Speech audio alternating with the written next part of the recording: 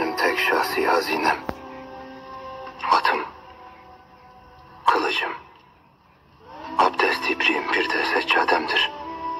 Başka da bir şeyim yoktur. Nasıl olur bu? Siz dünyanın en büyük hükümdarısınız. Nasıl olur da sadece kılıç, at, ibrik ve seccadeye sahip olabilirsiniz? Bizde hükümdarlar mal toplamaz, hazine biriktirmez. Her şey devlet ve ahali için vardır. Tahtta, sarayda, bunların hepsi atalarımızdan bize emanettir. Biz de bizden sonraki nesillere bırakırız. Bu hep böyle olmuştur. Nedir bu yüce davranışın kaynağı?